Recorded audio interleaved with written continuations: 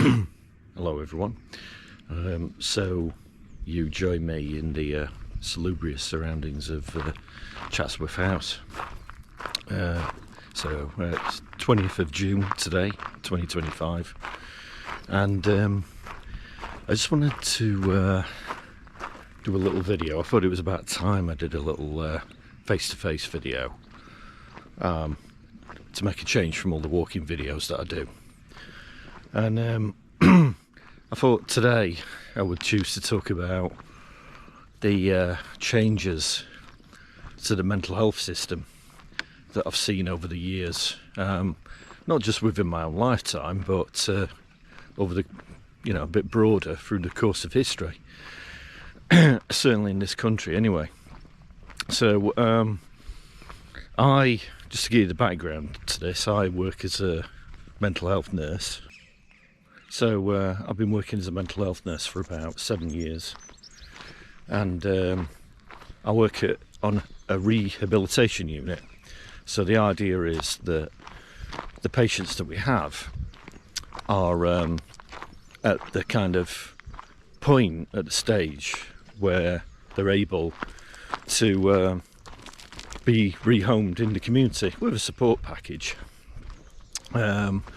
And it may have followed initially a period of being very mentally unwell, and but they're just at that stage where they're still in a section of the Mental Health Act. So I've worked as a mental health nurse for about 7 years, and in that time I've kind of come to realise how the system works. So back in the days of the old days, you go back a few hundred years, obviously the mentally ill weren't treated very well. So people were kind of languishing in asylums, as they were called. The system is flawed. It would be unfair to say, I suppose, go as far to say it's not fit for purpose, but the model that it works to now just doesn't work. It doesn't fit. Well, it does, but just not for everyone, which is a problem if you're the kind of patient who needs long-term care. So basically what we used to have is a situation where those that had long-term chronic mental health problems were put into what was then called a lunatic asylum, and then over the course of the years I think you'd just call it an asylum. And we used to have one in Sheffield. It was called Middlewood Hospital, and it was basically a cluster of houses, cluster of buildings which housed people with long-term mental health problems, particularly schizophrenia,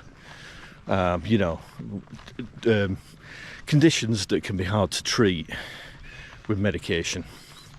And what happened was, a lot of those patients, as people were starting to realise by the 1980s, and as depicted in the film One Flew Over the Cuckoo's Nest, 1975, there were a lot of people languishing in the asylums that didn't actually need to be there. And you see that in the film One Flew Over the Cuckoo's Nest, because there's a character, I think his name's Billy, and basically he's got a stutter, and I don't know if he's got autism or something like that.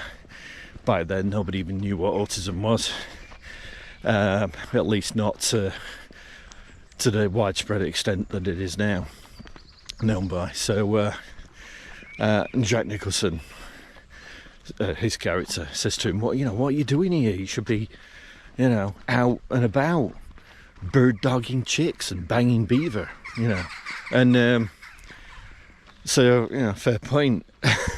So this is kind of what the film depicts, because he's coming in as an outsider. because he's not even meant to be there. You know, it's clearly he's dodgy, but he's played the mental health card.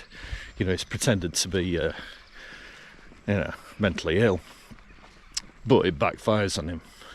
I'll not say too much if you've not seen the film.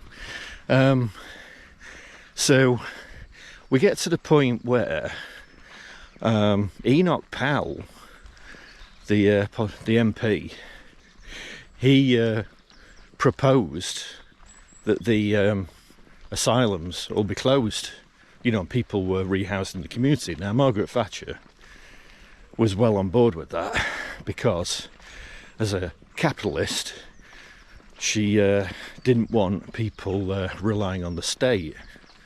And of course, they wanted people to be cured, potentially go out, get a job, and contribute to the system by becoming a taxpayer, which is all good for the government, isn't it? Because then they get more money. So the people that they're shelling out money on and care are actually putting back into the system.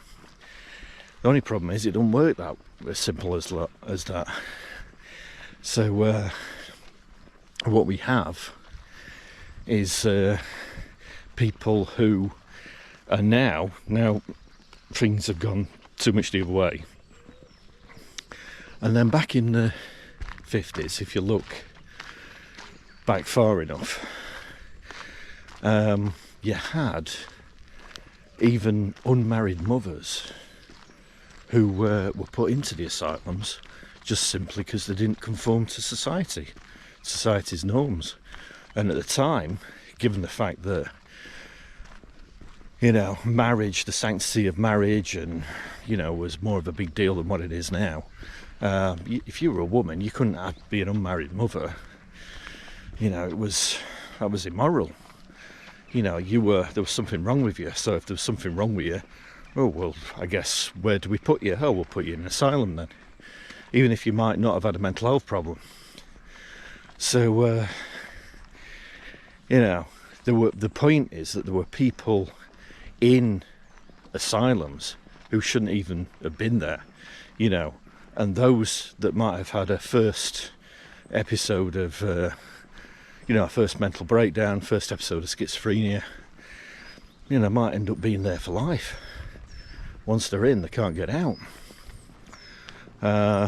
Now, after the asylums were closed, and then we adopted care in the community in the 80s, now since then, it's a good thing, of course, because you've got people who are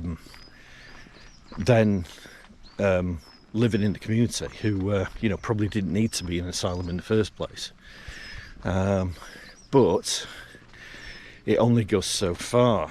So we have, where I work, we see patients who are probably treatment resistant, who are probably always going to have a problem with the mental health, a serious problem with the mental health throughout their life.